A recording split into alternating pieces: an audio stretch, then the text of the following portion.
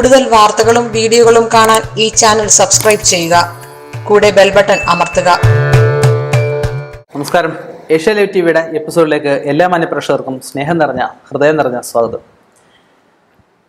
ഈയിടെ ഒരാൾ ചോദിച്ചൊരു ചോദ്യമാണ്. ഞാൻ ആന്ധ്രയിലൊരു പൂജയ്ക്ക് പോയതാണ്. പൂജയ്ക്ക് പോകുന്ന വഴിക്ക് ചോദ്യമാണ്, സാറേ, മിക്ക വീടുകളിലും നമ്മൾ വിളക്ക് കാണാറുണ്ട്. വിളക്കിനെ കുറിച്ചൊക്കെ സാറും മറ്റുള്ളവരൊക്കെ ഒരുപാട് എപ്പിസോഡൊക്കെ ചെയ്തിട്ടുണ്ട്. പക്ഷെ തൂക്കുവിളക്ക് നമുക്ക് വീട്ടിൽ തൂക്കാൻ പാടില്ല എന്ന് പണ്ടുള്ളവർ പറയുന്നു. എന്തുകൊണ്ടാണ് ഈ തൂക്കുവിളക്ക് തൂക്കാൻ പാടില്ല എന്ന് പറയുന്നത്? തൂക്കുവിളക്ക് വീട്ടിൽ തൂക്കി കഴിഞ്ഞാൽ എന്തെങ്കിലും ദോഷമുണ്ടോ എന്ന് ചോദിച്ചു. അപ്പം എനിക്ക് മനസ്സിലായി ഇതിനെക്കുറിച്ച് അറിയാൻ പാടില്ലാത്ത കുറച്ചെങ്കിലും ആൾക്കാരുണ്ടെന്ന്. അപ്പം അറിയാവുന്നവർ ഇരിക്കട്ടെ, അറിവില്ലാത്തവർക്ക് വേണ്ടിയിട്ടാണ് ഞാൻ ഈ വീഡിയോ ചെയ്യുന്നത്. ഇപ്പോഴും നമ്മുടെ ഹിന്ദുക്കളിൽ തന്നെ എത്ര തിരിയിട്ട് വിളക്ക് കത്തിക്കണം എന്ന് അറിയാൻ പാടില്ലാത്തവരുണ്ട്. എങ്ങോട്ട് നിന്ന് വിളക്ക് കത്തിക്കണം എന്ന് അറിയാൻ പാടില്ലാത്തവരുണ്ട്. ഏത് സമയത്ത് വിളക്ക് കത്തിക്കണം എന്ന് അറിയാൻ പാടില്ലാത്തവരുണ്ട്. വിളക്ക് കത്തിക്കുന്നതിന് കാലം മൂലം ലോലം എന്ന് പറയും. കാലം, സമയം വളരെ പ്രധാനമാണ്. രാവിലെ വിളക്ക് കത്തിക്കേണ്ട സമയം എന്ന് പറഞ്ഞു കഴിഞ്ഞാൽ രാവിലെ 5 മണിക്കും 7 മണിക്കും ഇടയ്ക്ക്.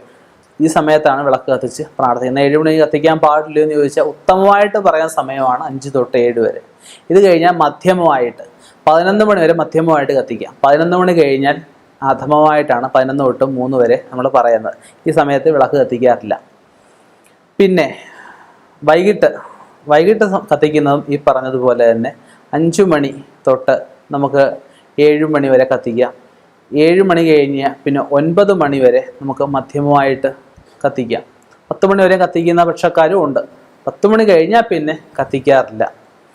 പൂജകൾക്ക് കത്തിക്കാറുണ്ട്. രാത്രി നടക്കുന്ന ഗുരുതിക്കും മറ്റോ കത്തിക്കാറുണ്ട്. അല്ലാതെ ഒന്നും കത്തിക്കാറില്ല. ഒന്നാമത്തെ വിഷയം. രാവിലെ വിളക്ക് കത്തിക്കുമ്പോൾ കിഴക്കോട്ട് ദർശനമായിട്ട് നിന്ന് നെയ്യ്, എണ്ണ, വിളക്കെണ്ണ ഉപയോഗിക്കാതിരിക്കുക. ഒന്നീ തവിടെണ്ണ ഉപയോഗിക്കാം, ഇല്ലെങ്കിൽ നല്ലെണ്ണ ഉപയോഗിക്കാം. നെയ്യോ വെളിച്ചെണ്ണയോ ശുദ്ധമായിട്ടുള്ള എല്ലാ എണ്ണ എടുക്കാവുന്നതാണ്. കിഴക്കോട്ടും പടിഞ്ഞാട്ടും ഓരോ തിരിയിട്ടാണ് കത്തിക്കേണ്ടത്. കത്തിക്കുമ്പോൾ തിരി 2 തിരി കിഴക്കോട്ടും 2 തിരി പടിഞ്ഞാട്ടും. അതായത് നമ്മളിങ്ങനെ കൂപ്പി നിൽക്കുമല്ലോ, കൈ കൂപ്പി നിൽക്കുമല്ലോ. അപ്പോൾ അത് സ്മരിക്കുന്നു, ആ ദേവനെ സ്മരിക്കുന്നുള്ള 2 തിരി ഇടുന്നുള്ള ഉദ്ദേശം. കിഴക്കോട്ടും 2 തിരി, പടിഞ്ഞാട്ടും 2 തിരി. കട്ടി കുറഞ്ഞ തിരി മതി. ഇട്ട് കത്തിച്ച് നമുക്ക് പ്രാർത്ഥിക്കാം. രാവിലെ കിഴക്കോട്ടും വൈകിട്ട് പടിഞ്ഞാട്ടും എന്നാണ് കത്തിക്കേണ്ടത്.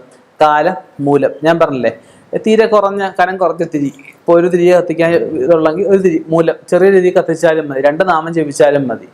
ലോലം ഒന്നും പറ്റുന്നില്ല എങ്കിൽ ഭഗവാൻ രക്ഷിക്കണമെന്ന് പറയാം. ലോലം ചുരുങ്ങിയ രീതിയിൽ നമുക്കൊരു പ്രാർത്ഥന നടത്തിയിട്ട് പോകാവുന്നു. പക്ഷെ വിളക്ക് കത്തിയിട്ട് മുടക്കാതിരിക്കുക. രാവിലെയും വൈകിട്ടുമാണ് കത്തിക്കേണ്ടത്. 2 നേരം പറ്റിയില്ലെങ്കിലും സന്ധ്യയ്ക്ക് തീർച്ചയായിട്ടും വിളക്ക് കത്തിക്കേണ്ടതാണ്. സന്ധ്യയ്ക്ക് വിളക്ക് കത്തിയിലും പ്രാർത്ഥനയും മുടക്കാതിരിക്കുക. ഇനി നമ്മുടെ വിഷയത്തിലേക്ക് നമുക്ക് വരാം. തൂക്കുവിളക്ക് തൂക്കിയാൽ, തൂക്കുവിളക്ക് വാസഗ്രഹങ്ങൾ തൂക്കാതിരിക്കുക. തൂക്കിയാലും കത്തിക്കാതിരിക്കുക. തൂക്കുന്നതുകൊണ്ട് തെറ്റില്ല, കത്തിക്കരുത്. കാരണം താഴെയും മുകളിലും അല്ലാതെ നിൽക്കുന്ന ആരാ? സ്വരൂപങ്ങളാണ്, അല്ലേ? യോഗിനിമാരെന്നൊക്കെ പറയും. അങ്ങനെയുള്ള ഒരു ശ്രേഷ്ഠമായുള്ള ശക്തികളാണ്. നെഗറ്റീവ് ശക്തികളുണ്ട്, പോസിറ്റീവും ഉണ്ട് അതിനകത്ത്. അപ്പം ആ വിളക്ക് കത്തിക്കുന്ന മിക്കവരും കത്തിക്കുമ്പം പടിഞ്ഞാട്ട് കത്തിക്കും. പടിഞ്ഞാട്ട് മാത്രം ഇട്ടേ കത്തിക്കുന്നത് വൈകിട്ട് കത്തിക്കുമ്പോൾ. തൂക്കുവിളക്ക് കത്തിക്കാൻ പാടില്ല. ഈ താഴെയും മുകളിലും അല്ലാതെ നിൽക്കുന്ന സ്വരൂപങ്ങളുടെയൊക്കെ സാന്നിധ്യങ്ങൾ നെഗറ്റീവായിട്ടുള്ളത് കൂടുതൽ വരാനുള്ള ചാൻസ് ഉണ്ട്. അതുകൊണ്ട് തൂക്കുവിളക്ക് കത്തിക്കരുതെന്ന് പറയുന്നത്. അപ്പോൾ അടുത്ത ചോദ്യമുണ്ട്, അമ്പലങ്ങളിൽ കത്തിക്കുന്നതെന്ന്. അമ്പലങ്ങളിലിരിക്കുന്ന ദേവനായിരിക്കുന്നത്.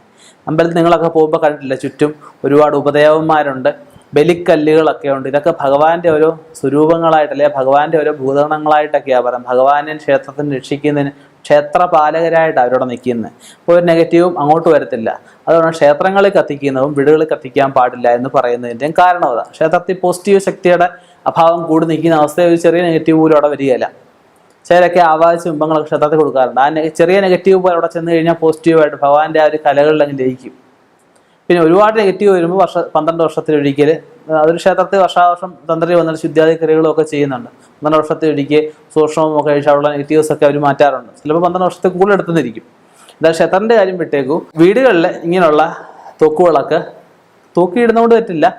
അത് ഷോയ്ക്ക് തൂക്കിയിടുക, കത്തിക്കാതിരിക്കുക. വിളക്ക് കത്തിക്കുന്നതിൻ്റെ വിധാനങ്ങൾ മനസ്സിലാക്കിയെന്ന് കരുതുന്നു. ഇനിയും ഇതുപോലെയുള്ള വ്യത്യസ്തമായ വിഷയങ്ങളുമായി കണ്ടുമുട്ടാം. നിർത്തുന്നു. നന്ദി, നമസ്കാരം.